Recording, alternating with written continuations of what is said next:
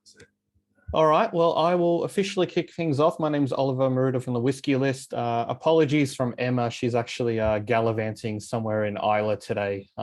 So she was meant to host tonight, but she's sends her apologies. But yeah, we're in for a good time. Joining me tonight, we have a very exciting, very first time we've actually done Lindores Abbey as a tasting with us. They've been around for a little while, and the guys will talk us through a bit of their history and everything. But for the first time with the Whiskey List, we've done a Lindores Abbey's tasting. There's a few more people joining. Let me just quickly share the lineup in the chat. Want to welcome the official importer and distributor of Australia, first of all, a good mate, Scott Farrow. Scott, welcome, mate. Evening. How are you going?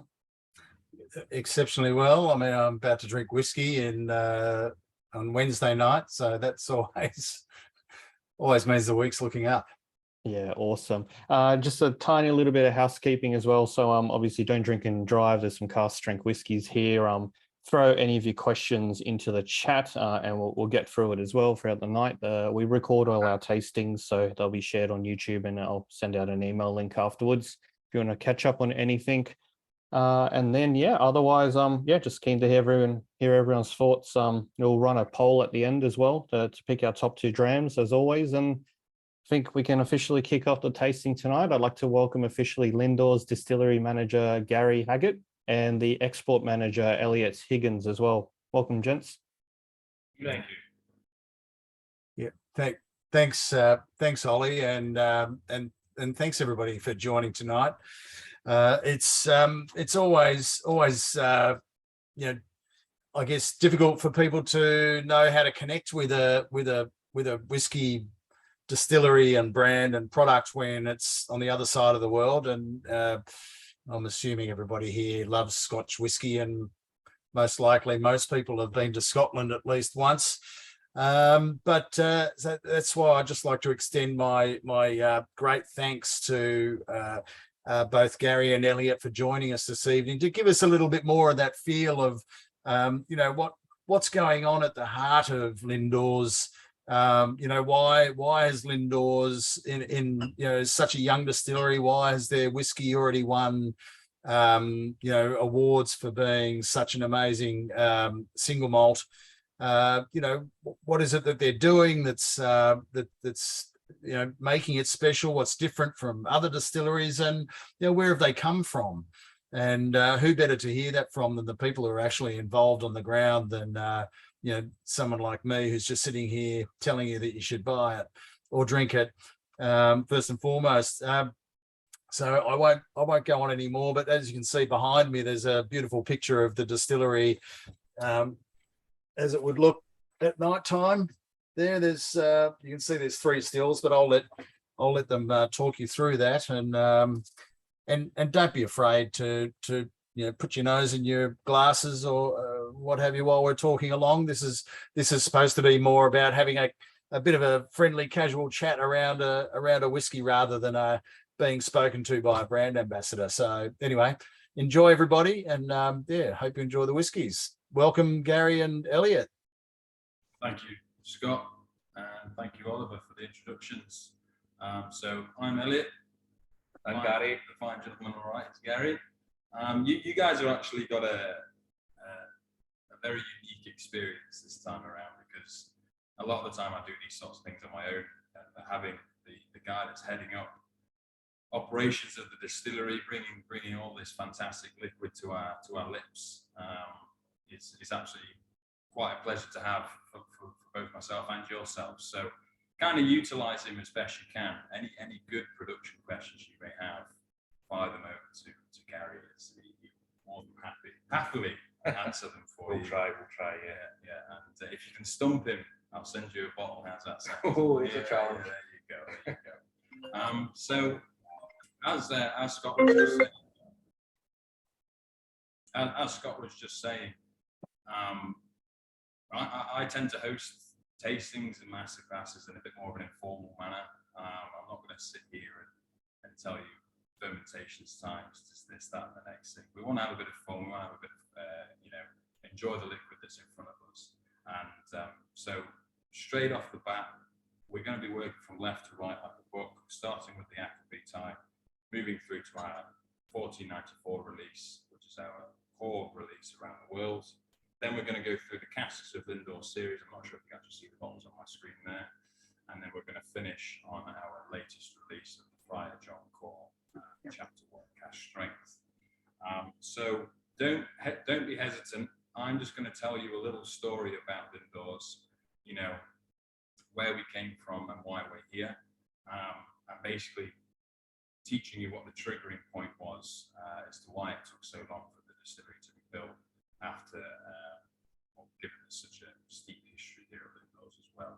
So please feel free to pick up our Aqua Vitae now, and please make sure you've got a glass of water to the side as well, because the Aqua Vitae, it isn't whiskey. It's what we perceive whiskey to be like before whiskey became whiskey.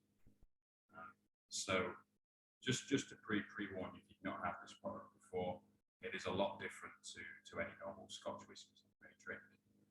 So Lindores is a brand that was established back in 2017, but we've got a history that goes back 850 years, give or take a few years. And just outside the window that's to the right-hand side of Gary and I is an old abbey ruin, which was built in the 12th century by Benedictine monks. And during the time that the monks lived and worked here at the abbey, they lived here for around 350 years. In the year 1494, one of the abbot monks named Brother John Cor was commissioned by King James IV to produce Aqua Vitae for the king. And what makes this reference so special is that when King James commissioned the monk, it was recorded in the taxation records, also known as the Exchequer Roll, which are now held in the Edinburgh archives. Obviously, it was recorded and forgotten about, and then 500 or so years later, it was unearthed again, and a very ambitious historian kind of unearthed this reference. And it turns out that it's the earliest written reference known to man to reference Aqua Vitae in Scotland, also known as Scotch Whisky. So that was essentially the pinpoint accurate spot as to why the brand's here today. But you probably sat there wondering, well, why did it take so long for the brand to be established? And there's a good story I like to tell you about Drew, who is our founder and managing director of the distillery. His house is built just over the other side of the distillery, which was built in the 1750s. And then where the distillery building is now, that used to be an old farm as well. I'm just going to share my screen quickly so you can get a bit of context as to what this place looks like.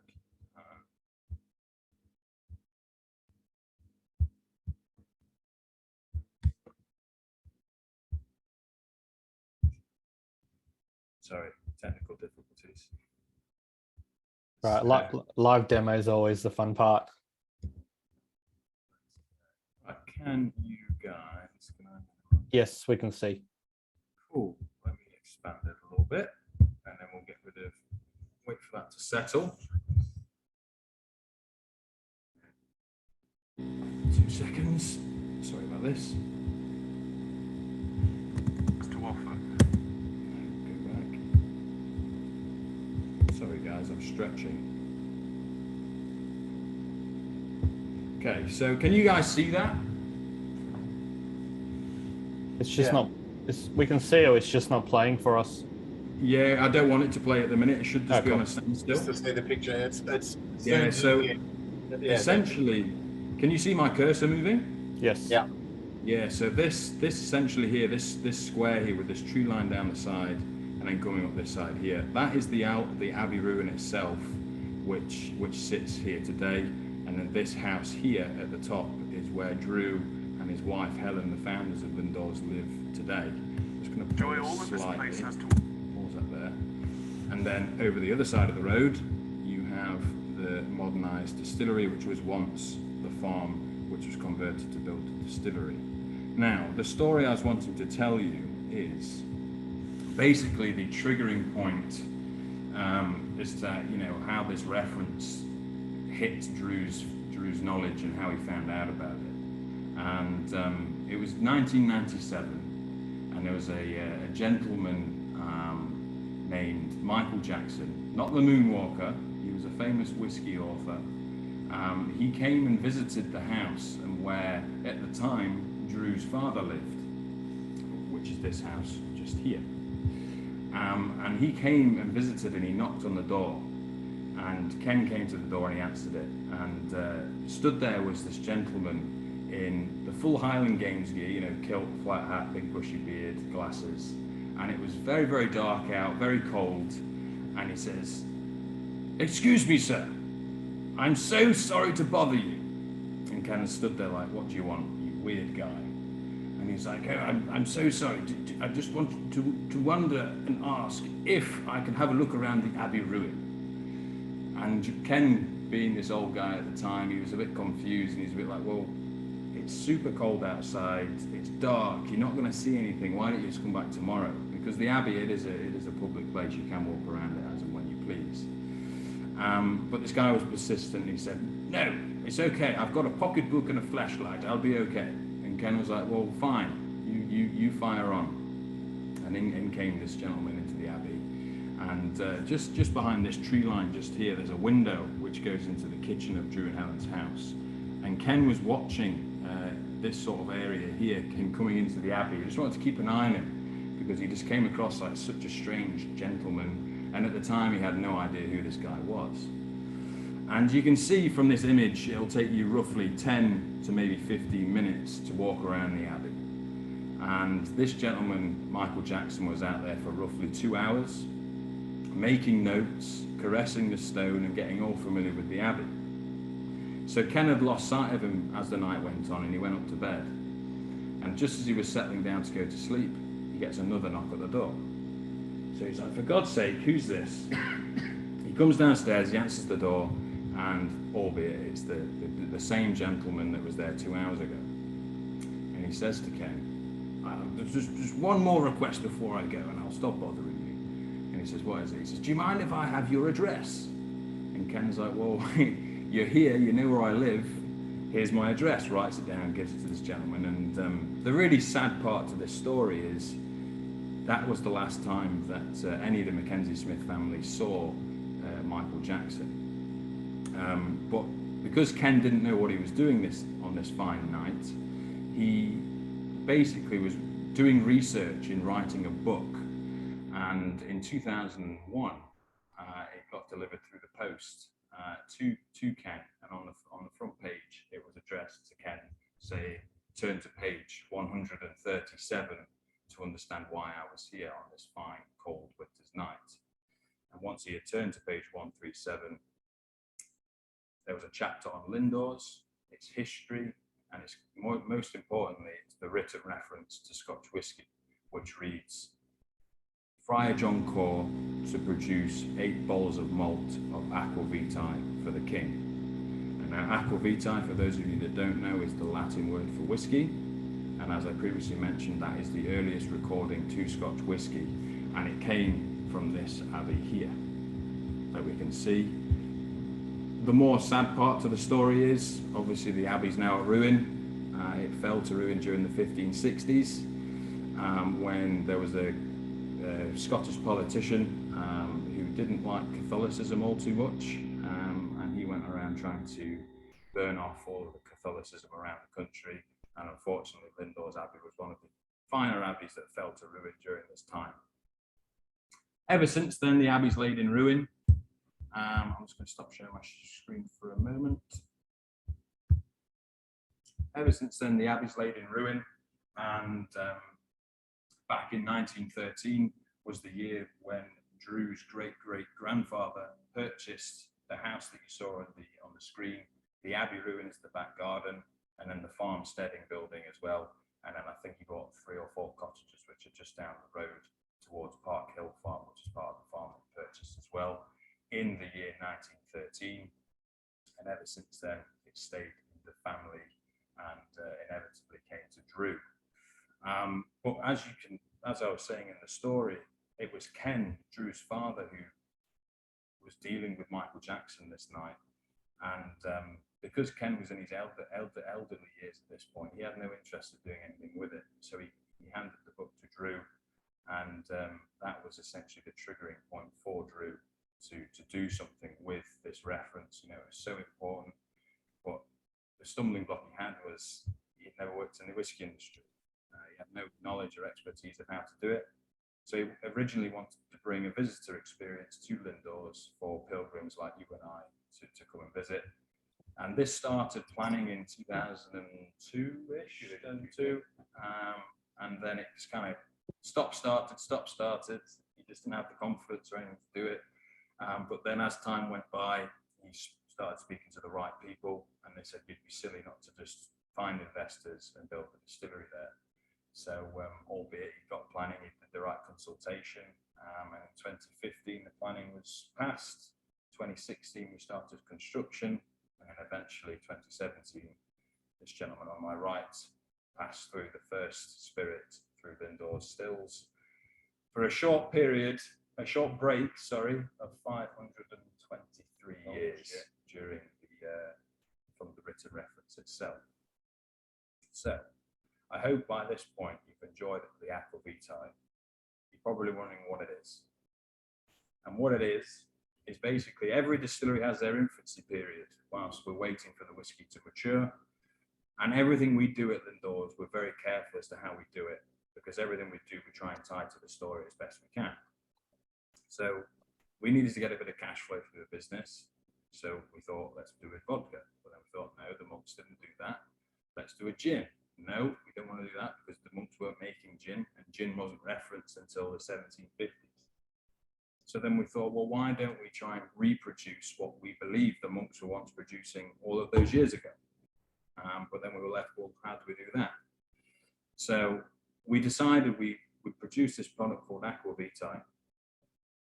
And Aqua Vitae is essentially a product using our raw-based spirit, so our new make spirit that we produce in the distillery.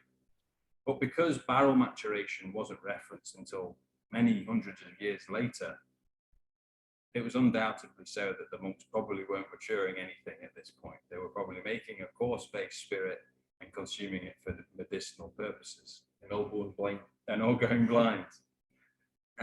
So they probably would have made this coarse-based spirit and then foraged around locally and traded through the Tay Estuary, which would have had access to the Flanders and Belgium, and then obviously access to the Middle Eastern market to bring through spices. And they probably would have been making this almost like a rough-edged gin, but obviously to make a gin these days, you have to do it through the distillation period. We don't do it like that. We do our spirit through the stills, and then we forage around locally for herbs and spices, which we know they would have had trading access to.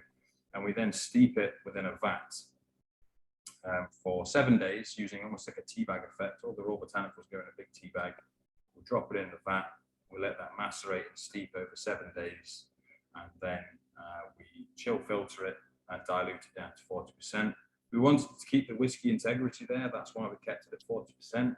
Because on the nose, it reminds a lot of people like a liqueur, but it isn't a liqueur. It's a product of its own niche. It sits in the middle between a gin and a whiskey. It's neither. It doesn't go into a cask at all. And obviously we don't use juniper or coriander, which are the two of the more basic, or two of the more mandatory botanicals that you do need to use with gin. But that is our first product that we released in 2018. And yeah, it seems to be doing really well in a lot of Scandinavian markets. The UK, it's doing really well. And mixologists in the bar trade seem to like this product as well, because it's still got the high alcohol to play around with. It's still got the sweeter compounds, but you've also got the spicy notes as well.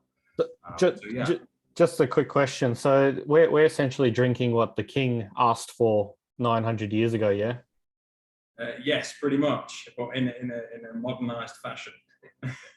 It's still very cool that, you know, this is the essence of where whiskey was, you know, back so long ago, and the history, that's where it's come from, and you guys are making whiskey again at the birthplace of whiskey. I think just celebrating that fact is such a cool story. Well, exactly.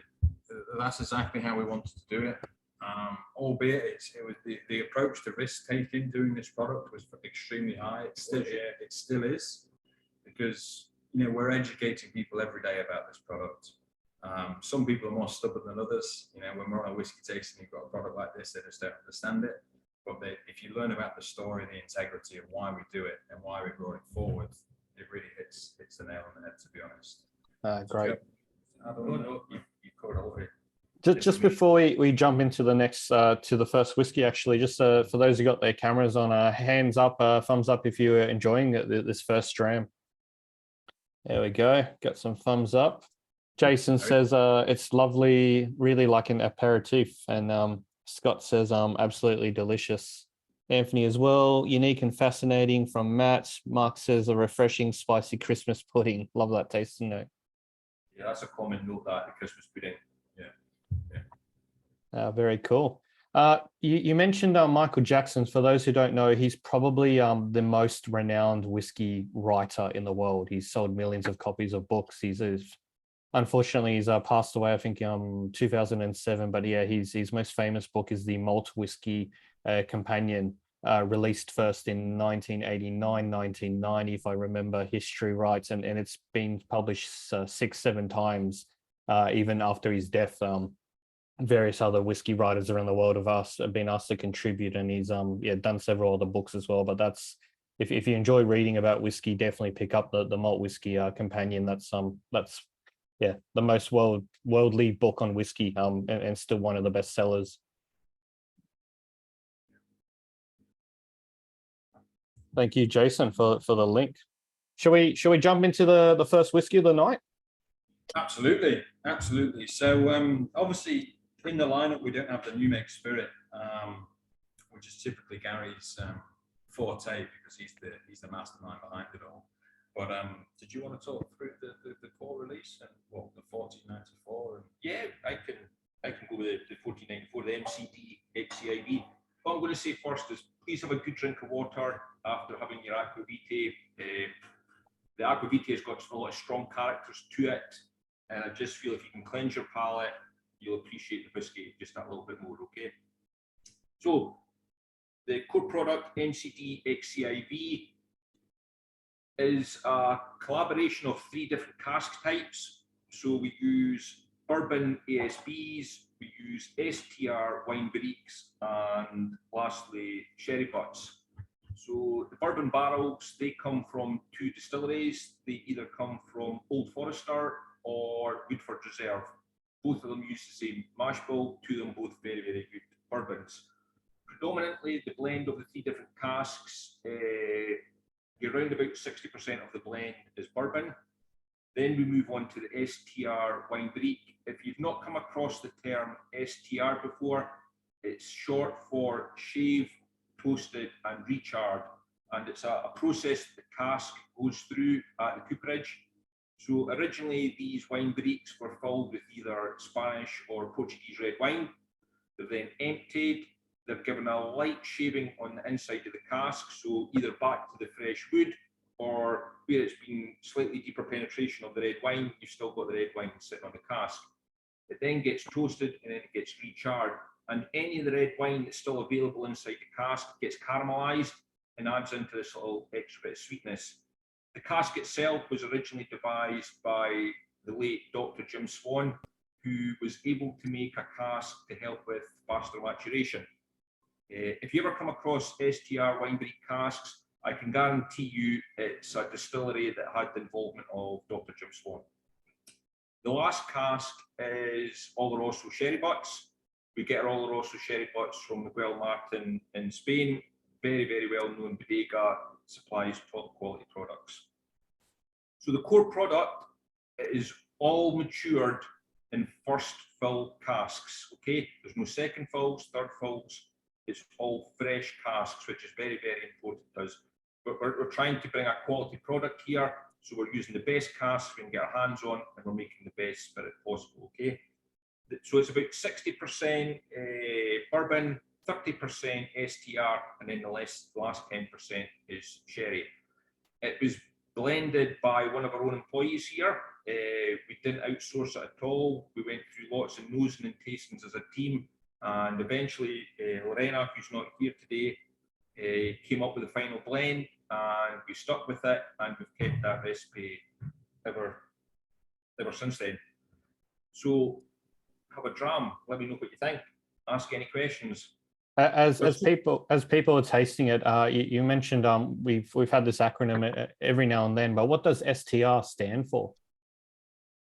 Sorry, so STR, it's simply, so the S is shaved, the T is toasted, and the R is recharred. That's all it is. In Scotland, we would call that a rejuvenated cask, but the way Dr. Jim Swan got the cooperages to make that cask up, he didn't fully take the wood back to fresh oak again. He just took a light shaving so that some of the original contents of the cask could be toasted and charred whilst it was in the cask, which gives that sweetness and that fruit that really comes through.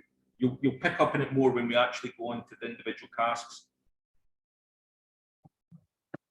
And is it an even blend of 3 different sorry, let me just mute. No, it's so if we break down the 3 casks into 100%, we tend to use 60% of the blend is bourbon, 30% of the blend is STR, and the last 10% is sherry.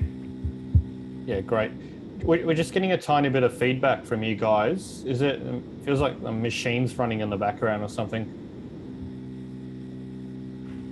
In our Yeah, there it's stopped Gone. now. There you go. It sounds when we talk. yeah, it sounded like a compressor or something going. So Yeah. There's a fridge with all our beer in. well, it is a working distillery, everyone. So we're kind of we got the sights and the smells and the noises are coming through virtually. You know, the true authentic experience. But it's stopped now. I think it must start again when we talk. Does it come back every time I talk? Not right now. No. Oh, that's weird. Very random. To be fair, the laptop that we're doing this tasting on, it's been around the world with me, so it's probably a little bit worse for wear, to be quite honest. So I must apologise about that. Hopefully, you can still understand what Gary was saying there. But as Gary's trying to fix that, yeah. There was a question there, Elliot, from someone about how do you end up with those percentages in the blend? They're asking about percentages, Gary. How did we end up with what we did? We're in our blender. So, sorry, originally, Dr. Jim Swan gave us a recipe of what casks he wanted filled into and at what approximately percentages. So we did that because unfortunately Dr. Jim Swan died on the topping out ceremony of the building. So the building, just as the last stone is going up into the top of the roof, we have what's called the topping out ceremony. And Dr. Jim Swan unfortunately died the night before that day. So because he was such a key figure with the whiskey up until that stage, Drew was hopeful that we would receive this big folder full of all his information. As it happened, Dr. Jim Swan liked to keep everything in his head, and I think I got one sheet of A4 paper of where Dr. Jim Swan was wanting to take the spirit and take the distillery. Now, that's got its pros and cons. Obviously, we weren't really able to fulfill where he wanted the whiskey to go, but it left myself with an opportunity to maybe do something slightly different and take the whiskey on a slightly different journey. And I think that's what gives us our little bit of uniqueness, because we're one of the last distilleries that Dr. Jim was involved in. We were able to almost forge our own path and take the spirit down our own direction. It wasn't following the style of spirit that Dr. Jim Swan liked to produce at maybe distilleries that had come before us. So it gave us a bit of free rein and allowed us to play a little bit with it. So Lorena, she's actually a qualified food scientist, but just has an excellent nose and palate on her. We gave her basically the project, right, go away and give us the blend. And at that time, we've got a lot of experienced people within the industry. We were able to share with them what we were planning on doing, share with them the blend, till we eventually got to the point where, you know, that's what we're happy with. The interesting bit is, as they're because we're a young distillery and because the casks are maturing, the blend's actually evolving at the same time.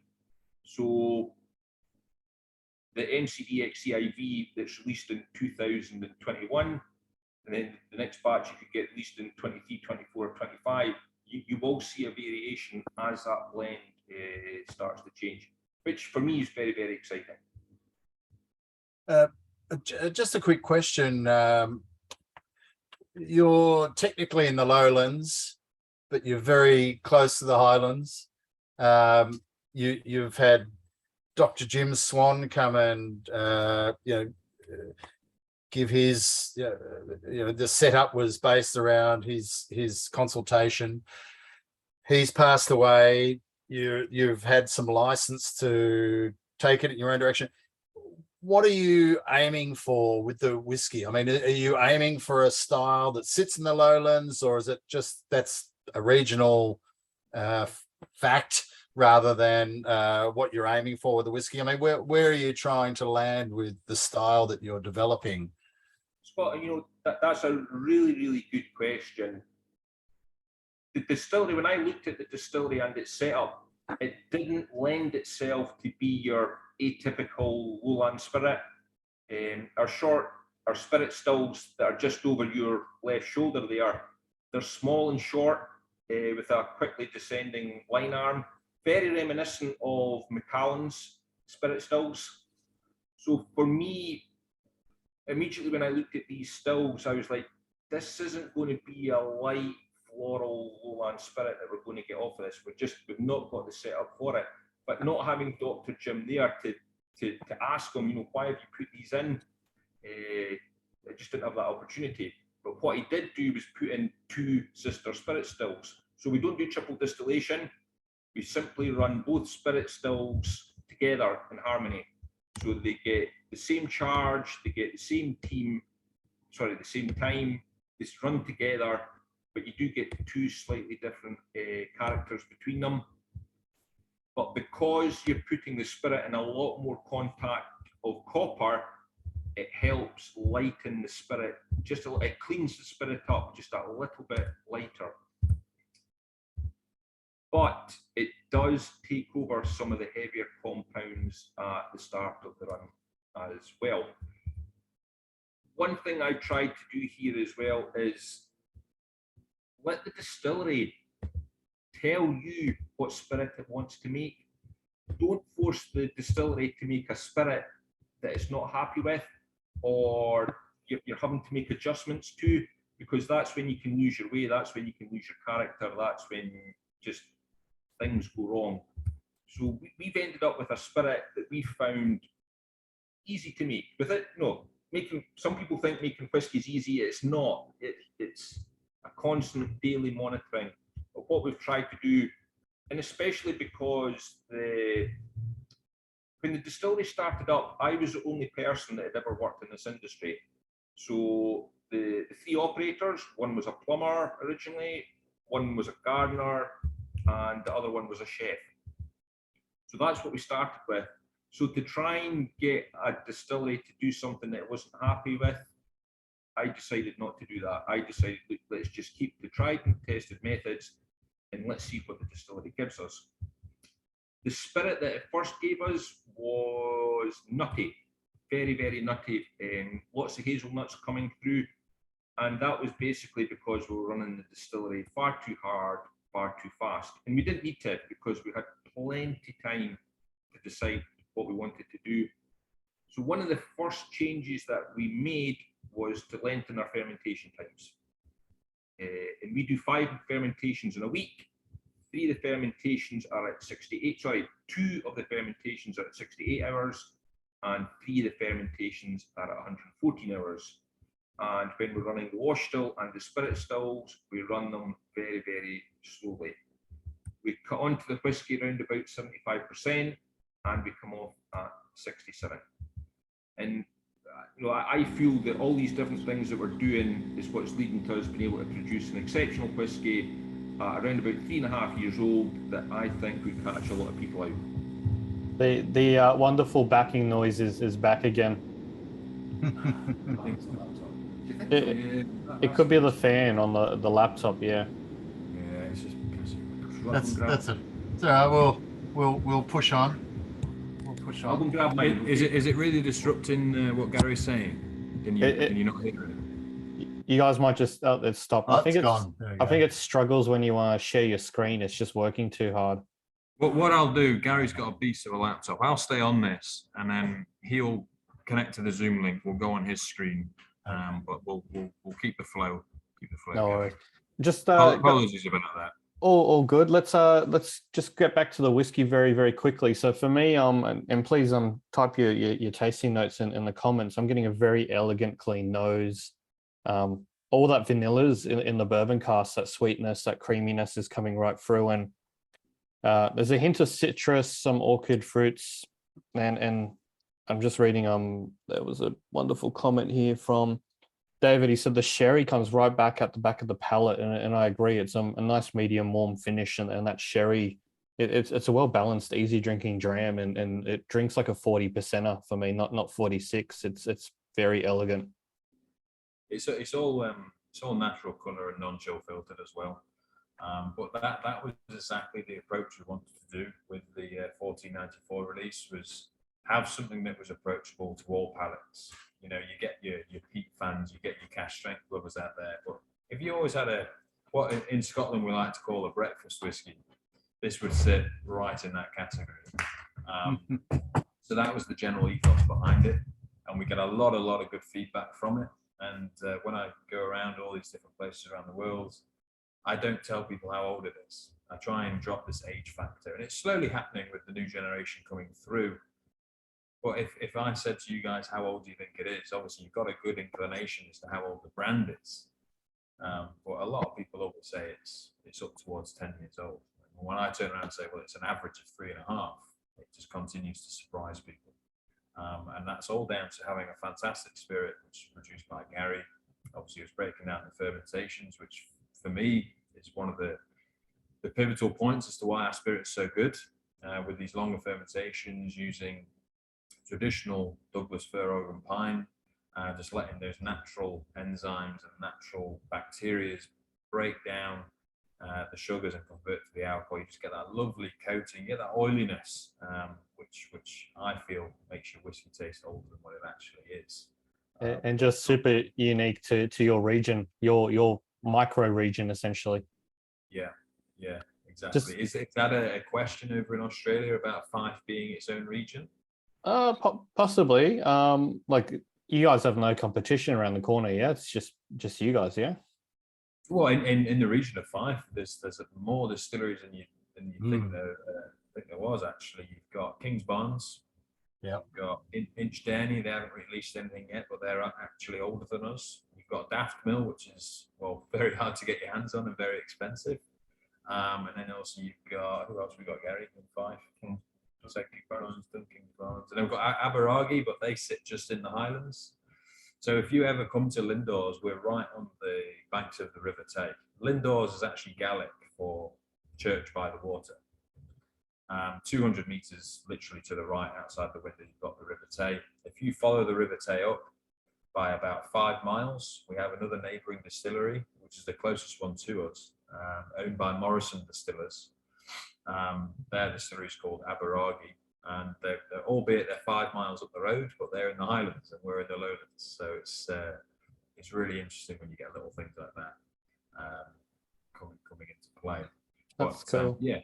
Got some comments from, so Chris mentions that there's a little funk in here that he really likes. I'm getting that too. And your mention of breakfast whiskies caught the attention of Wilford, saying breakfast whiskey would explain the tiny hints of marmalade on the finish. Makes sense. David says, is that allowed? Need to bring this in here, breakfast whiskey. So yeah, school drop off might be more interesting with a great breakfast whiskey like this. So there you go. That little bit of funk or is that a bit of sort of cereal backbone in the spirit that is that sort of, would you say that's where that's coming from, Gary? Or sorry, I know you're trying to play technician at the same time as answering questions, but I was just whispering to Gary there as he set up his laptop, because we always laugh when we get the term funk, because obviously funk's one of these words that can mean anything. But typically when I refer to funk in spirit, it's usually like a Campbelltown-esque sort of, that funk character. But Gary believes it to be, well, he does it on purpose actually, to bring through some of this funk. What he does when we're on the cut point in the distillation, he actually lets the cut run a little bit longer, so he brings through some more of the sulfury and cheesy notes into the spirit. Not too long though, because it becomes, there's a time of day where I hate going into the still house, and that's the end of the day when you open the still lids and you let the vapors come out, just the water vapors at this stage, and it stinks like sulfur and it stinks like cheese. I hate going up there at that time of day, but that's essentially the esters that you get towards the back end of the distillation, coming into your faints, and Gary actually brings a little bit of that through into the spirit to build balance, and to obviously, as you say, bring the funk through as well. Did I answer that right? Yes, you did. That's exactly it. That's why we do it. One of the main reasons is I didn't want the spirit to be too clean. If the spirit's too clean, you may as well go and make vodka. So by taking a little bit of that funk into the spirit, it gives the cask some work to do. And as the whiskey matures in the cask, once it gets to that sort of 6, 8, 10, 12, that funk develops into something else and adds just to the complexity of what you're going to end up drinking at that age. So there was a deliberate reason to do it. Yeah, great. I might just pause us there because we're on a bit of a tight time limit tonight. So if we can jump onto the next whiskey, the bourbon cask, whiskey number 3, 49.4%. Pour that in your glass if you haven't done it already, and we might give that a try. So Gary's just connecting with his actual laptop now, which will get rid of the buzzing sound you're hearing. Yeah. So I'll leave this one on, but I'm going to put it on mute, and I'll move Gary's laptop into position, and then we'll go through the next one. Great. And some lovely tropical notes coming out of this. All right. Testing. Gary, you there? Hi there, you getting me?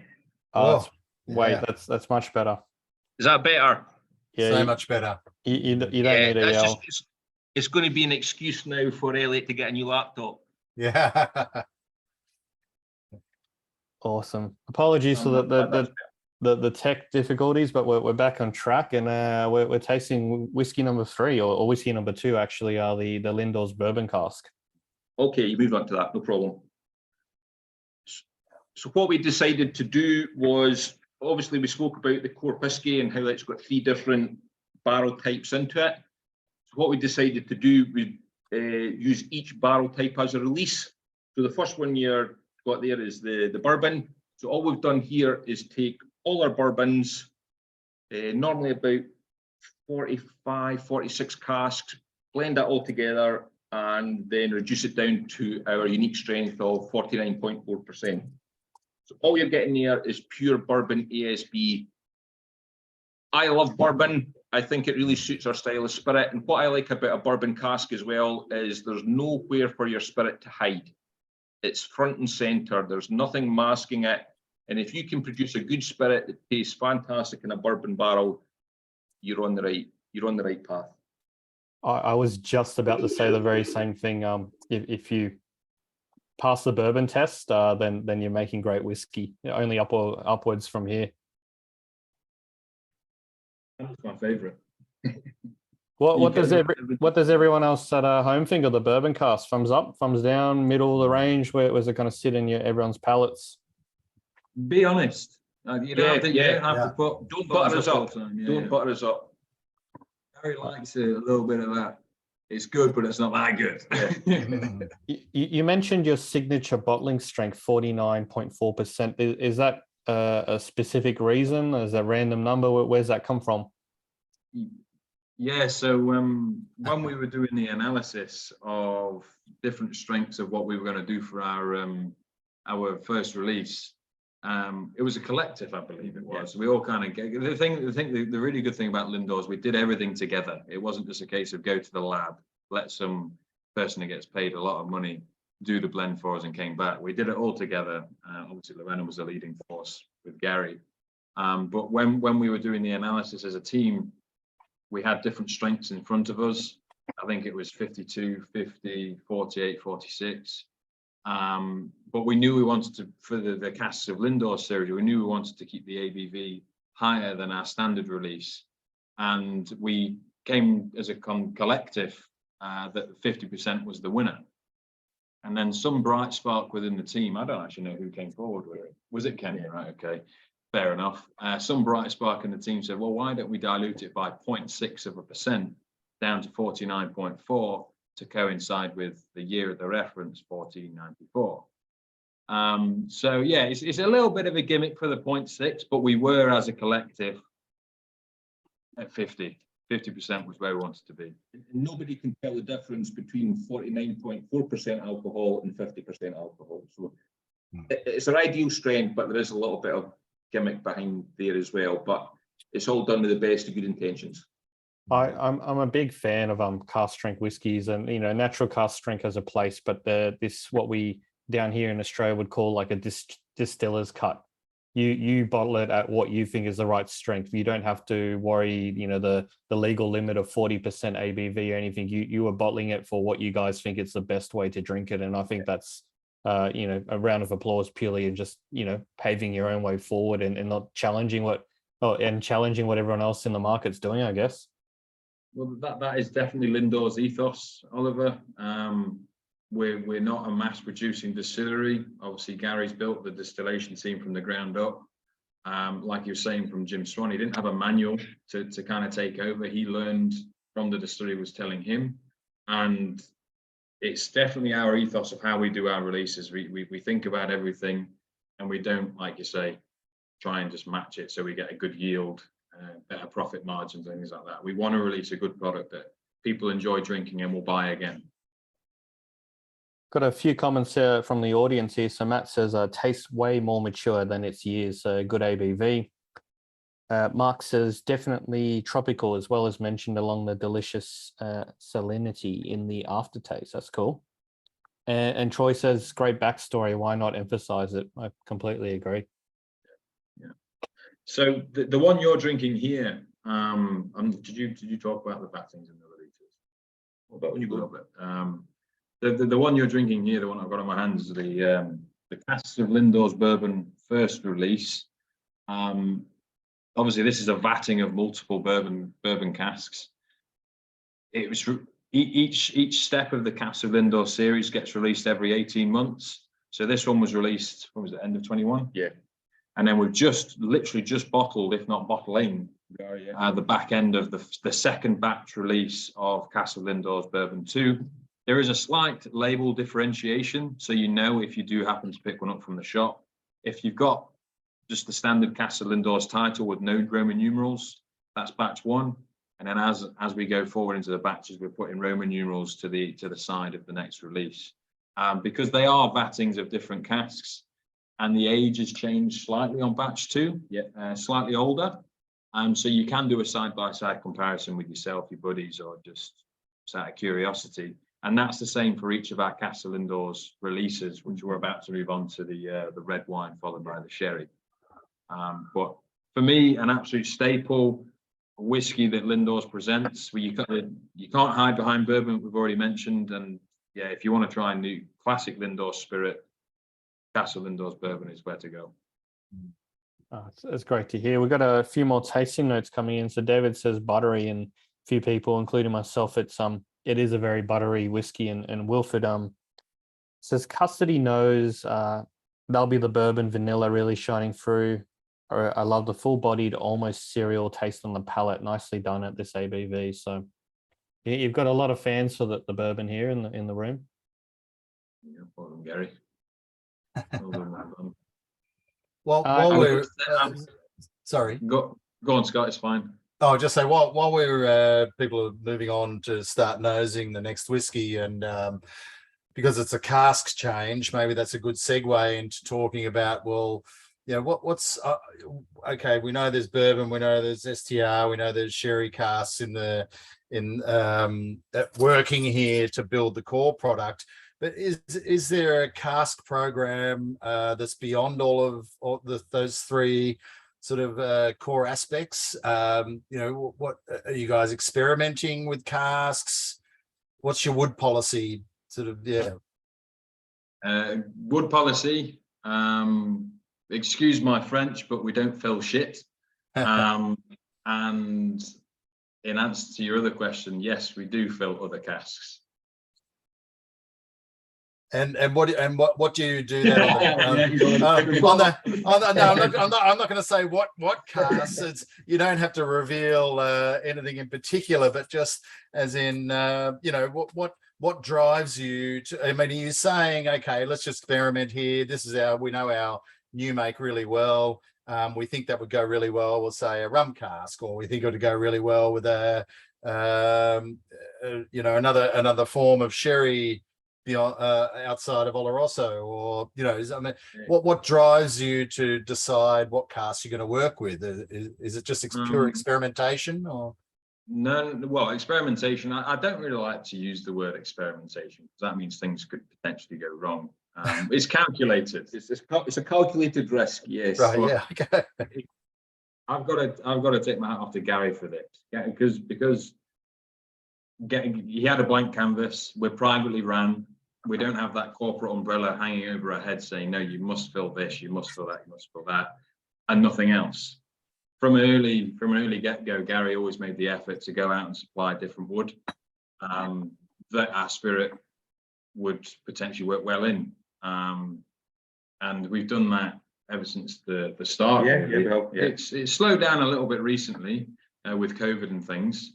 But we have a good portfolio of different cask types that Gary's laid down with the team that he's earmarked for later bottlings, some later than others, and then some for, you know, more present bottlings. So there's a lot of exciting single casks, maybe small batch releases that we're looking to do. So yeah, we're kind of dangling the carrot a little bit for you all. I don't know if, Gary, you want to talk about what potentially was your favorite cask you ever filled here, and why? Yeah, that's a really good question. So as these, I mean, I was very, very lucky. Helen and Drews, as Elliot said, gave me free rein, and I basically went and filled at least one cask of every kind of cask that I could get my hands on, just to get a feel of an early time as to what was working and what wasn't working. Now, we've been very, very fortunate so far that everything's working well. So we've filled into about every different kind of sherry imaginable. So we've filled into Oloroso, Pedro Jimenez, Amontillado, Paulo Catardo, Cream, Manzanilla. Calvados? Yes, Calvados. We filled into Calvados. For you lucky people in Australia, we've actually filled into some sweet and dry Apera. Ooh. I'll not say too much about the sweet Apera, apart from it's fantastic. We've also filled into some fortified Shiraz from Australia. We've also filled into red wine casks from probably some of the finest vineyards in Australia as well. Can't name brand names, unfortunately. We're kind of held that way. But, you know, with regards to, because we were a young distillery, it's very hard to get access to fantastic Chateau red wine, white wine casks. However, I had a family connection with a company in Australia that could supply us with fantastic casks from some of the best vineyards in Australia. So I put my arms around that and embraced it and brought all these casks over to here. And some of these casks that you'll see in the future, I'm sure will whet your appetite. Some fantastic muscats as well. Just a brilliant array. But, you know, you talked about Calvados. We don't do any peated malt here, but what we do is we fill into ex-peated casks. We also use some virgin oak casks, which can have a little bit of a challenge. Some ex-bodega sherry casks. Apart from tequila, I think we've filled into every single cask so far. There's still time. There's still time. Yeah, I'm not quite. I've made a bold statement that we'll never fill in tequila while I'm whilst it's my shift. Yeah. No, fair enough. You're showing your age there, Gary, because clearly you're not into trends. Then is that what you're saying? We don't follow the trends. No, you're disruptors. You're not cool, Gary. Perfect. I was just going to say, Scott, a perfect segue. You mentioned wine barrels, so we might actually, a few people jump straight into it, but whiskey number 4 is the STR wine barrique. So if you haven't poured it in your glass, jump in. And Wilfred, we'll get to your question in a minute, but we might actually just tell us a little bit about this whiskey. Yeah, sure. So this one is again a part of the Casks of Lindores series. It consists of 3 different release types of cask. This one we released in the early part of 22, perhaps. Early part of 2022. This one hit the shelf, and it's working in the exact same manner as the bourbon. It's a vatting of multiple red wine STR casks. The really sad parts of this cask type, though, because it's protected by Jim Swan and Miguel, who developed the cask. We don't know the true provenance. All we can tell you is that it's American oak, and it's either matured a Spanish or red wine. For Spanish or Portuguese. Spanish or Portuguese red wine for a period of 18 months or so, and then it obviously goes through the SDRing process. So we basically introduced the Casks of Lindores series. I don't know if you mentioned this when I was sorting the laptop out. To deconstruct. You're not putting it in the bucket, no? No, it's there, look. I left it on the wash safe. I was looking through that picture. Yeah. So if anyone hasn't noticed, my laptop's now chilling in the distillery. You've got a shot of the washbacks. I'll move it shortly and you can see something else. I hope my operators behave themselves. Yeah, exactly. Yeah. So yeah, we introduced the Casks of Lindores series to deconstruct our first release of the 1494, which comprises of the 3 cask types. So we did the bourbon as our first release, which is the biggest backbone part of the core release, and then this is the middle composition, which is the red wine STR. Again, 49.4%, staying in the same strength. And if you see it on the shelf, it's the one with the slightly pink label to it. That's how we differentiate our products. The color differentiation, obviously the information on the bottle as well. But yeah, that's our fourth jam for this evening. So hopefully you get a bit more character from this. It's definitely more punchy. It's punchy, but it's a fantastic blending tool, isn't it? Oh, absolutely, yeah. Because you've got the kind of neutral characteristic of the bourbon, and with the STR within the first release. If you've kept any of the first release in your glass, great. You can always come back to it. But this one just helps lift the bourbon now. But you've got to be careful with it because it also has that virgin aspect, virgin wood, I mean, where if you have a lot of virgin exposure with whiskey, it becomes too spicy, it becomes very rubbery and splintery, and it just doesn't become very palatable. So we're being careful with this one for sure. But yeah, hopefully you guys like it. I'm just looking at the comments now. So David says, great nose, fruity, light coffee. Reminds him of the Pinot Noir cask. Mark says light spice, leathery, salty, bit of toffee. Love this one. So there you go. Yeah. Do you guys get Marmite in Australia? Vegemite, Marmite? Yeah, I don't like it. Well, anyway, there's a saying with that product. You either love it or you hate it. I've definitely experienced this with this product. So if you don't like it, we're not going to be offended. It's either you really, really like it or it's not something that people typically go for because there's a lot going on. I particularly love this whiskey because on the nose, it doesn't give too much away, but on the palate, it just really delivers in the, there's lots of layers of this whiskey that just really aren't revealed until you drink it. And I think that's fantastic because it's a bit of a surprise package And there's complexity in this whiskey that the nose doesn't really pick up. So that's what I really love about this whiskey. Yeah.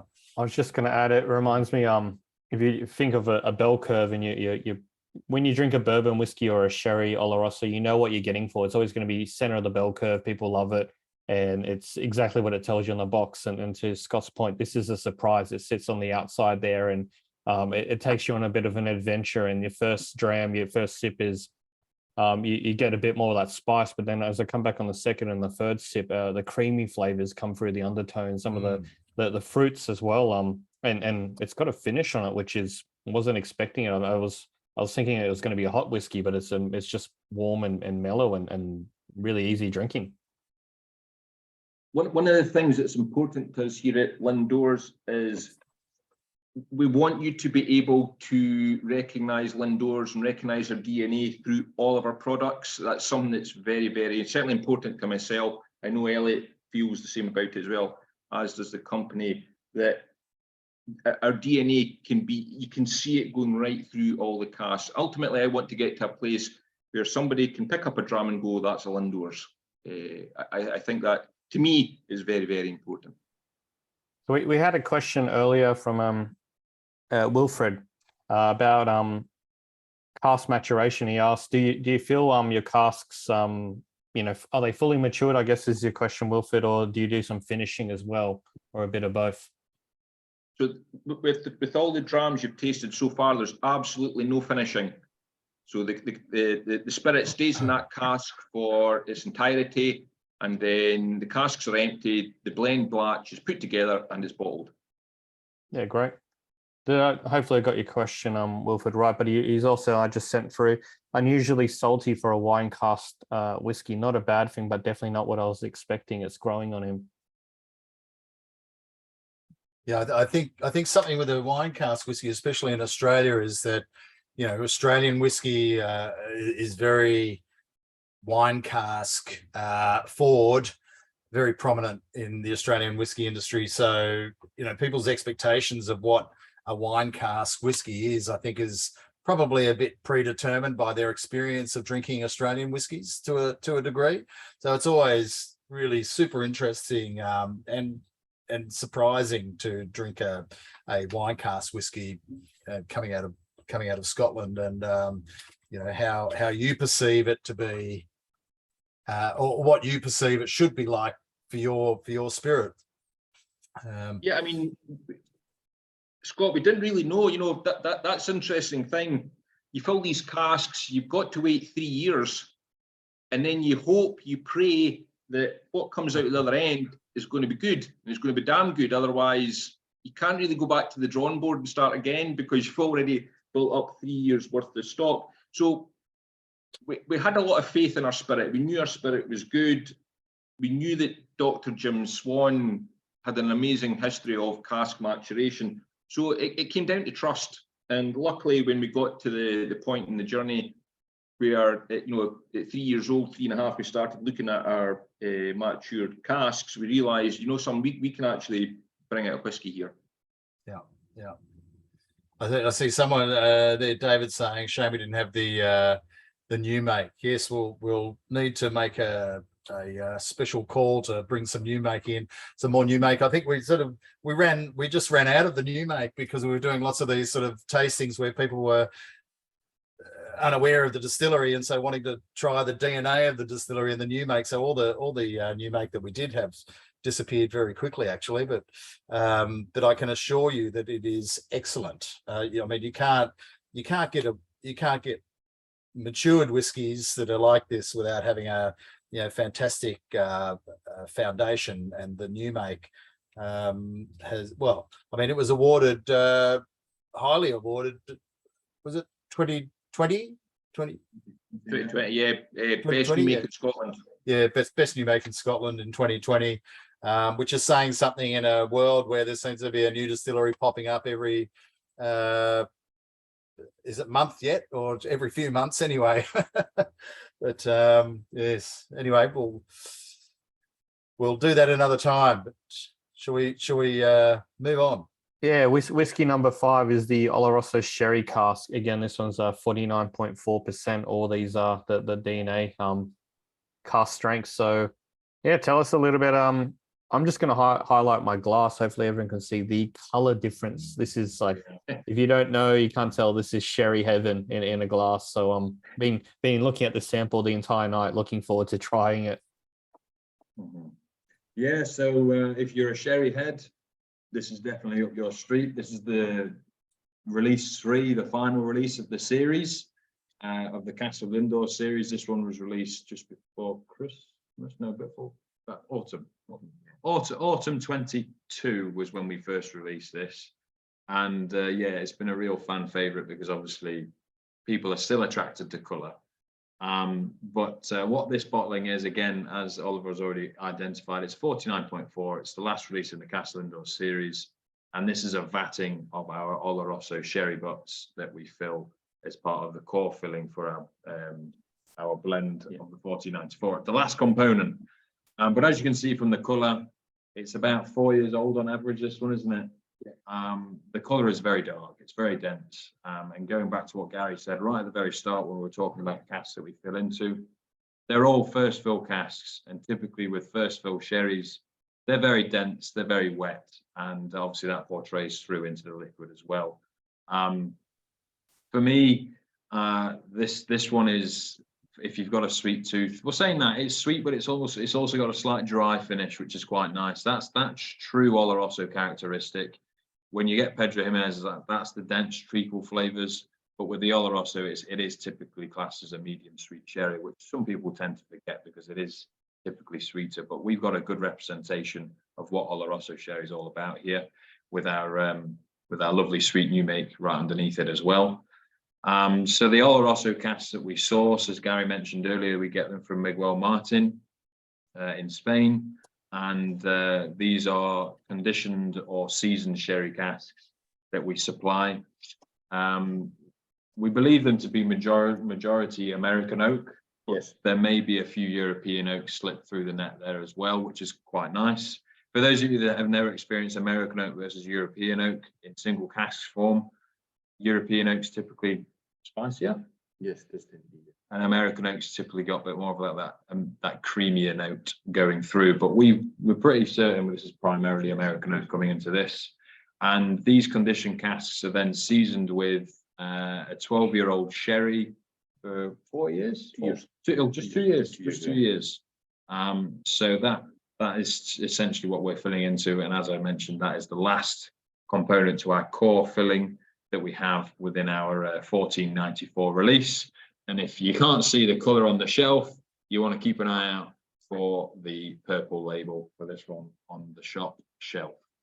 Do you have anything else to add to that, Gary? You know, obviously Elliot talked about seasoned casks, and you've got bodega casks. So you've got, when it comes to sherry, you've got two different types of cask styles. So Miguel's produce seasoned casks, and the beauty about the seasoned cask is you get uniformity. So when you're trying to create a consistent character of sherried whiskey, you need the seasoned cask. However, we've also experimented and we went into the bodega casks. So the bodega casks are originally casks that have been sitting at the bodega as part of the bodega, and they can be, they can be anywhere between 10 and 60 years old. And these are, for me, these are the nuggets. These are the sort of single cask nuggets that come out to you every so often. But what they don't give you is that uniformity. There's not, with a bodega cask, there's not one that will taste the same when you actually put it into a bottle. But I personally like the bodega cask because there's a bit of history goes with it as well. We've been very, very fortunate that we bought some casks from Toro Albala, which is a very well respected bodega in Montilla. So it can't be called sherry because it's not part of Jerez. But if you know your sherry history, sherry was originated in Montilla. Amontillado means in the style of Montilla. And Toro Albala supplied us with some casks last year, and some of these casks date back to 1937. just absolutely amazing casks. The staves in them are 2 inches thick. No, and that's why they've been able to last so long. Nobody makes casks like that anymore. And these are sort of absolute nuggets that I'm very much looking forward to share. These are casks that are going to take the 10, 12, 15 years time, because the wood's tired. It genuinely is tired. But between its previous occupants and our spirit being able to have a bit of time together, I think these will be, if you like your sherry whiskey, these casks that we've got coming out will be right up your street. How big are these casks we're talking about? You've no idea how much they vary. We've actually had to slightly underfill them because the weight was becoming too big for the racking in our warehouse. Oh, wow. So normally a racked warehouse will take up to 700 kilograms. These are, I think the Spanish Armada was actually built with some of these casks. The wood's just, it's unbelievable. It really is. It's a piece of history that you got sitting in the bond store there, quietly maturing. It is. It absolutely is. 1937. We filled them in, some of them in 2022. So in 25 years' time, that cask would be potentially celebrating its 100th birthday, and that to me is, this industry is built around lots of great stories, and that would be a fantastic story. Bottling a whiskey from a cask that's been about for 100 years. These casks don't exist anymore. You have to really go searching for them. Just reading a few of the comments.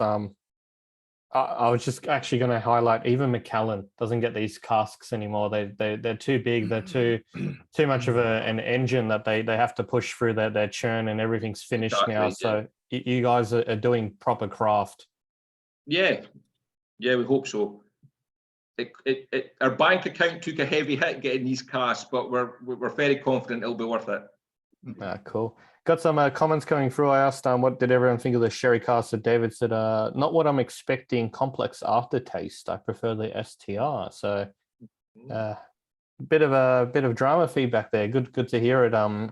Scott from Wonderland says big nose of dried prunes. Yep, those dark figs as well for me. Mark says a bit of apple, or lack of better words, a bloody great chewy burnt caramel flavor. That's that viscosity is coming through. And finally, David says, good question. Do you have to turn the casks if you're underfilling them? I'm too scared because of that old, because of that fragile. They're just sitting there now.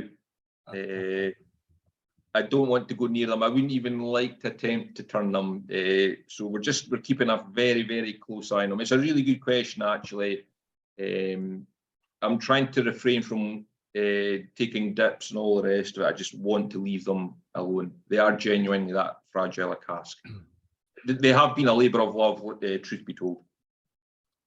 I think it's very impressive that you guys have gone down that path, and I think it'll be historic moment to try them, and bit of bittersweet that Jim wasn't around to actually see the whole thing come to fruition. But you guys are paving a new wave. Well, the gentleman that sold us the casks from Tor Al Bala, he visited us last year, and he was looking at the different casks, and he's seen 1937, and he goes, "Oh, fantastic vintage. You should be getting oranges, slightly bitterness." And I thought, well, I'm going to find out how well you know your sherry and what you were producing here. So we did pop the bung on that one. We took a sample out of it, and he was absolutely bang on. There's just this beautiful aroma of. You talked about marmalade earlier, just this slightly bitterness, orange citrus marmalade coming through on the nose. And it's one of these moments when you just know that, you're going to be good. You just need time. You're going to be absolutely fantastic. Put us down for a bottle, please, Scott. There's a long list, I can assure you. Might jump in if we're all done with the Oloroso casks. The very lucky last whiskey of tonight is the John Cor Chapter 1 cask strength 60.2%. I can't even get a bottle of this. Scott said we've got something special for you. So tell us a little bit about this one. Sorry, I was just reminding myself. Yeah, it's been a popular little bottle, It this, has hasn't it? indeed, yeah. So firstly, you'll notice it's black glass, white label. And the reason we've done this, because it was always referenced that the monks who lived and worked at the abbey wore black robes. So we thought, you know what, why don't we just pay homage to that reference? And yeah, and it stands out. It's kind of like that last little part of the core range that we have, which stands out on the shelf, and it's drawn people in. So Friar John Cor is the name. For those of you who listened to me right at the start, that was the monk who was commissioned by the king to produce Aqua Vitae for him. And because we had that name trademarked, we needed to use it, and we always knew we were going to use it somewhere. So we did it in our latest release. So the official bottling is called The Congregation, Chapter 1. But it's quite a mouthful. But yeah, it's Chapter 1 that you've got here. And the outturn of this bottling was it just under 5,000 worldwide? 5,000 bottles worldwide, which is the smallest global release we've done. Scott, you do have some, just waiting for you whenever you're ready. Oh, for okay, right.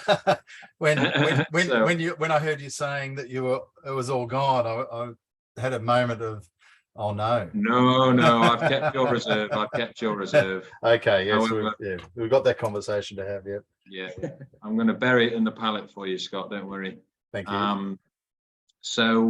Yes. So this release is obviously when you go through the range, we're missing something, and that was a cask strength released whiskey. Albeit we were close with the 49.4, we have diluted these ones. So we released our first cask strength whiskey, and each chapter that we release, the recipe is changing, not slightly, quite considerably. And the first recipe that we came up with, it kind of blossomed from doing a distillery exclusive cast. In fact, I've got it on the shelf over here. Okay. We did a distillery exclusive release. What was it? Start of 22. This one here with a slightly yellowish label. And what it is, it's a French dessert wine called Montbazillac. If you've ever heard of Sauternes, which you most likely have, you've got Sauternes region in the north region of the Dordogne. You've got the Dordogne River that goes through the middle, and on the south side, you've got the the Montbazillac region. And it's quite a funny story to these casks, actually. Gary took delivery of 20 of them, and it actually came from Drew, didn't it? Drew had went rogue. Drew, in fact, you tell the story because it's obviously your personal experience, but how these casks came in. Yeah, so Drew just simply dropped me an email saying, Gary, I've ordered 20 casks of Sauternes. We'll get them in a couple of weeks' time. I was like, okay, fantastic, no problem at all. We'll see how we get on with them. And it was the first time Drew had ever done anything like that. But he obviously just wanted to get involved and thought, no, I'm going to have these casks. So about 2 weeks later, the casks arrived, and I'm looking at them and I'm checking them over, and I'm going, they ain't Sauternes. I don't know what it is, but that's not Sauternes. So back to Drew, I went, Drew, these you bought a pup, okay? You've went and bought the wrong cask here. I don't know what you've got, but they're not Sauternes. So anyway, he made a few phone calls, and a hand went up, and they admitted that it was the Montbazillac. Now, in France, if you're from France and you're looking for a dessert wine, what you buy is Montbazillac because it's cheaper and it's better, simply because not many people have heard about it. So we filled 20 of these casks with our spirit. And as Elliot said, at the start of last year, we decided to pick one of them as a distillery exclusive, and it went down an absolute bomb. And we really loved the nose and the taste that was coming off of that individual cask. So when it came time for chapter 1 and we're looking for a new blend, we thought, maybe just injecting the core with a little bit extra sweetness might just work. So again, Lorena, our blender, went away to work her magic, came back and went, I think we've got it. We need so much of this Montbazillac, and I think we've got our blend. And so that's how it ended up. And we decided to keep it at 60.2% cask strength as well. So it gives the consumer the opportunity either drink it that or just dilute it down to what strength they prefer. I'm super proud of it. It's one of these drams that it needs half an hour, 15 to 30 minutes just sitting in the glass before you go to it. Just to let some of these higher alcohols just burn a little bit off for you to really, really enjoy the dram. And even with a little splash of water as well, we are super proud of this dram. Really, really happy with it. What does everyone think? Thumbs up, thumbs down, middle of the way. People are, yeah, loving it. I think it's interesting you just said, Gary, about giving it a bit of time in the glass. I think this is the first time, because I have had it sitting here since we started the tasting, and the only other time I've tried it was I literally just poured it in the glass and tried it. And it's such a different whiskey by letting it sit here for half an hour and get some air into it. And some of that dessert wine notes are really coming through now. It's like sort of, once it's got that air through it, that sort of, those high sweet notes coming through both on the nose and the palate. I'm beautifully integrated. I'm still getting the original distillery funk that we mentioned right at the beginning. It's cutting through, and it's very evident in the cask strength version. It's well done. Ollie, how do you describe that funk? Because the word gets used a lot. What is it? Yeah. What is it? What is it? if you can try and describe it, how would you describe funk? Or our funk, shall we say? It's like two superheroes, one savory, one sweet, and they're fighting each other. Fair enough. That's the image that comes to my head when I'm drinking this. Right, okay. It's I know when you say Campbelltown, like the Springbank funk, everything Kilkerran, like I know what you're talking about. It's not that.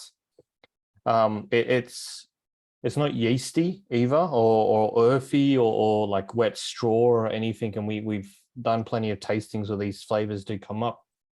Yeah, it's just a balance. I mean, for me, when I talk about our funk, and I think Elliot talked a little bit about it, about we deliberately leave our cut just a little bit later to bring through some of that funk.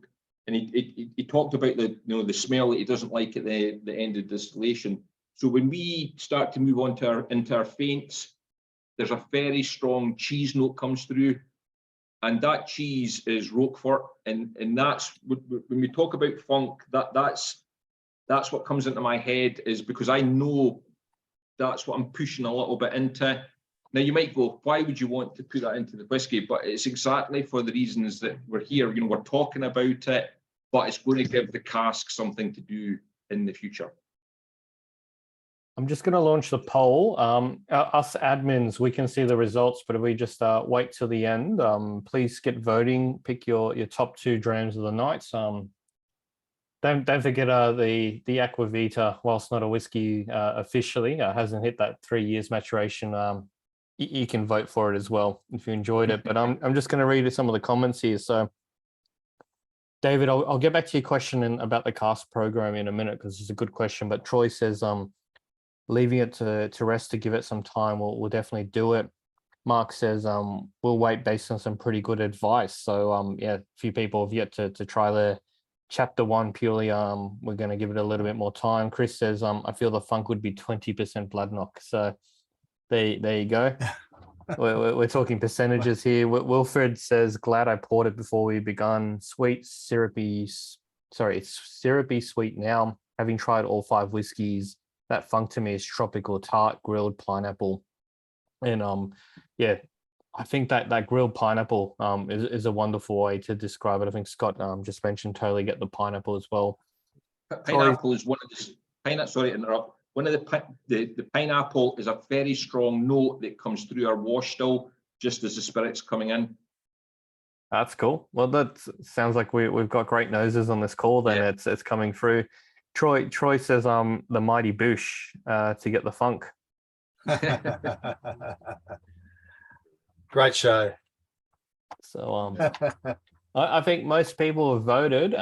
Shall we do the bit of a drum roll and see where everyone's landed? Oh, this is quite actually interesting results. So Really interesting. Really interesting. Scott, before we digest the results from your side, because you've obviously been talking about these whiskies to the Australian market, for a bit of time. Is this on par with what you've seen, especially like the Melbourne audience?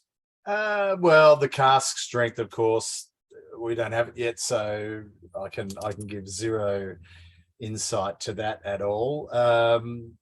Look, Oloroso sherry, I think, from a perception point of view, people are attracted with their visual. So the darkness of that sherry cask is really, I think sherry cask is it's the style of the moment. So that has definitely been highly popular. But the bourbon cask for us has been, in terms of the limited releases, the bourbon cask was super popular, really, really popular. And then just generally the core range, it's got a lot of broad church love, if you like. It's a sort of whiskey that we're finding more and more that, I'd say, look, it's fair to say that the people here have drunk a few whiskeys in their time. They know their way around a whiskey. There's a lot of people out there who are discovering single malt whiskies for the first time and don't know their way around whiskies. And the Lindores is just becoming more and more attractive, we're finding, in the market to those sorts of people. But yeah, so what I'm seeing here in the polls, though, from tonight, I think we've got to get that cask strength here. Quick smart, Elliot. Yeah, it's probably going to be sold out before it even lands on the Australian soil. I just wanted to highlight, so one very important fact, you lovely 18, there's a few double people on the calls, 19, 20 people today. You are the very first people in Australia to try that cask strength whiskey. So something very special. Thank you. Gary, Elliot and Scott for organising it tonight for us. Just this one bottle to spare. Yes. Look, there's been, before we sort of wrap it all up tonight, I just wanted to say thank you very much to everybody for joining tonight. I'm sure we'll all take something out of it, whether it be the whiskey we tasted or the stories behind it. I mean, there's so much to tell about Lindores as a not just a distillery today, but also the story behind it, how it was kickstarted. Michael Jackson. I mean, if you, those of you who follow, which is the real World Whiskey Day? Is it the? There's only one.